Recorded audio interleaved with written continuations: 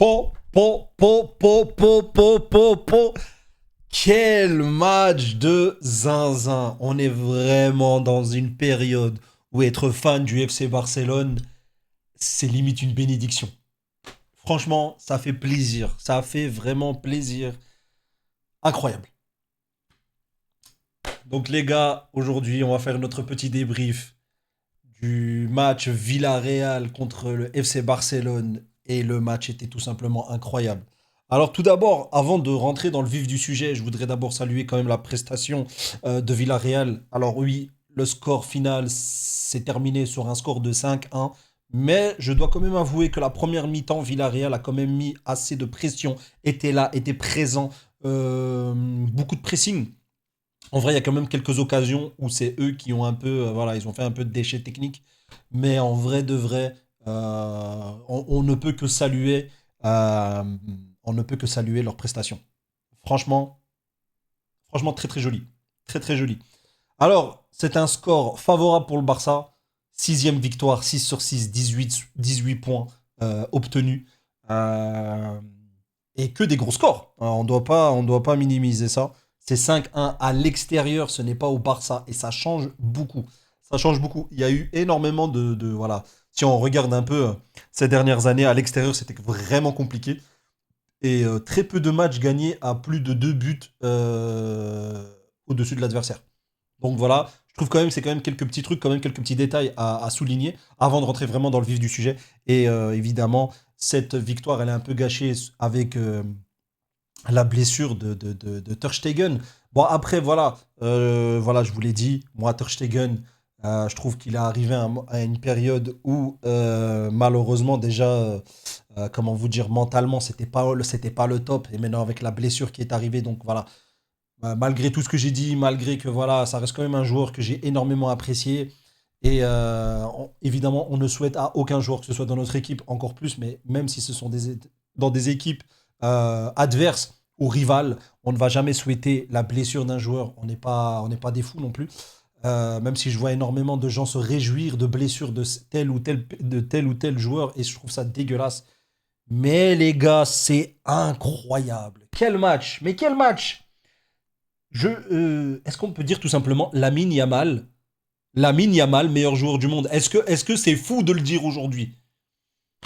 C'est incroyable. Ce joueur m'épate de jour en jour. Ce joueur m'épate de jour en jour, les gars. C'est une folie. Vous avez vu, si je dois souligner, j'ai tellement de choses à dire, mais si maintenant que c'est encore frais et que je vous fais le débrief à chaud, le dernier but, les gars, la passe extérieure de Yamal sur Rafinha, tout est beau, tout est excellent, hein. La passe, elle est magnifique. Et le but, Rafinha. Rafinha, combien de poumons il a, ce gars? Combien de poumons a Rafinha? Cette équipe est transformée. Évidemment, le score aussi. Et c'était une victoire importante, dans le sens où, vu qu'on a perdu face à Monaco, même si, bon, il y avait des circonstances, même s'il y avait un carton rouge, etc., etc., mentalement, on voit que cette équipe est prête. On voit que mentalement, ils avaient envie, cette rage de gagner, cette envie voilà, de rebondir après la débâcle, après cette défaite. Et c'est ce que je disais. Malgré qu'on a perdu, malgré que voilà, on était à 10 contre 11 dès la 10e minute de jeu, ils ont montré du caractère. Et c'est ça que je disais vis-à-vis de ce match de Ligue des Champions. Malgré qu'on perd, on voit quand même une équipe solide, une équipe qui veut, qui la gagne. Vous voyez ce que je veux dire? Et ça, j'ai kiffé. Alors, que ce soit Pedri, que ce soit euh, Pablo Torre. Pablo Torre aussi. Il y a les gamins de la Masia cette année, je sais pas, qu'est-ce qu'ils mangent à la Masia, les gars? Qu'est-ce qu'ils mangent à la Masia, les gars? C'est une folie. C'est une folie comment ils comprennent le foot. Que ce soit la passe pour Lewandowski, que ce soit.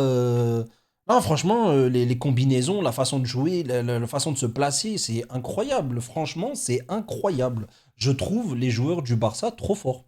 Alors, je vais encore me répéter, hein, mais qu'est-ce que j'ai hâte, mais qu'est-ce que j'ai hâte de retrouver les blessés, les gars. Dani Olmo de retour, avec Frenkie de Jong, avec Gavi, avec Ansu Fati. Bon, j'ai vu qu'Ansu Fati, malheureusement, il n'est pas rentré sur ce terrain. Mais, mais incroyable, les gars. Je ne sais pas si vous vous rendez compte à quel point ça joue du haut niveau quand même. Alors que on sait que il y a quand même certains secteurs qui n'ont pas été comblés. Et c'est ça qui est magnifique. C'est ça qui est magnifique. C'est insane. Donc, comme je disais, franchement, chapeau à Villarreal. Ils ont fait un match de zinzin. Franchement, c'était beau. Franchement, c'était bien. Mais ils sont tombés sur plus fort qu'eux. Ils sont tombés sur plus fort qu'eux. Les gars, 5-1. Une manita à l'extérieur. Ça aurait été mieux avec un clean sheet, bien évidemment. Mais ils n'auraient pas démérité. Enfin, je veux dire, le but était largement mérité. Ils auraient pu même mettre un deuxième. Et le Barça aurait pu mettre plus que 5 buts. C'est ça qui est incroyable, en fait. C'est 5 buts, mais ça aurait pu très bien être 6, 7, voire 8. Et en fait, c'est ça avec ce Barça. Ce Barça-là, à tout moment, quand ils sont dans les derniers mètres, tu te dis, à tout moment, il peut y avoir un but. Il y a eu encore une fois des transversales, il y a encore eu des poteaux. Et c'est ça qui est incroyable, en fait. C'est qu'à chaque fois, chaque match, il y a au moins la barre qui est touchée.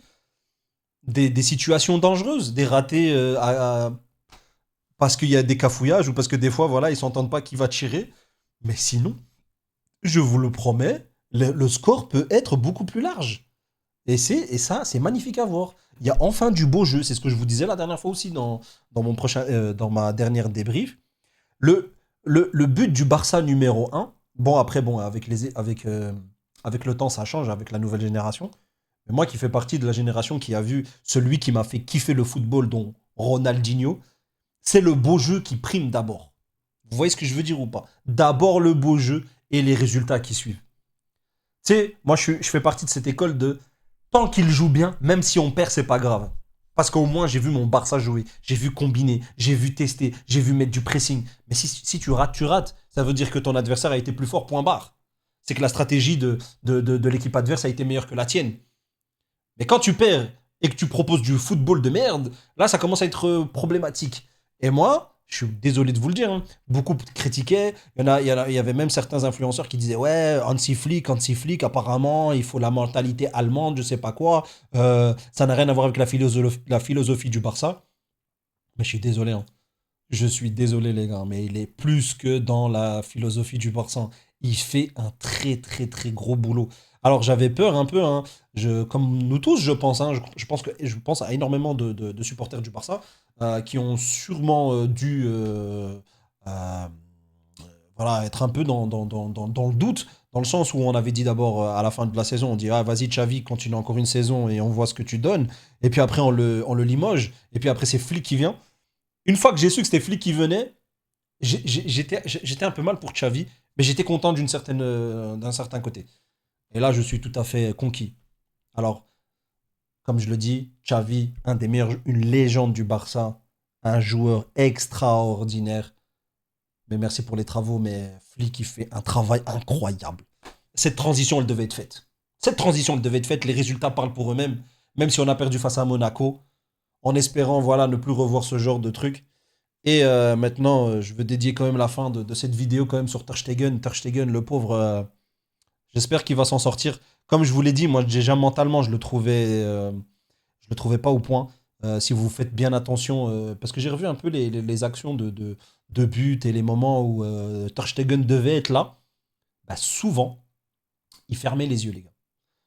Et un gardien qui ferme les yeux, voilà, je veux dire, c'est pas moi qui va apprendre le métier à un gardien. Un gardien qui ferme les yeux, les frères, voilà, je veux dire, c'est comme si j'essayais d'être boxeur et je fermais les yeux, les frères. C'est sûr que je me prends un uppercut dans la gueule et que je finis KO. Donc c'est un peu pareil.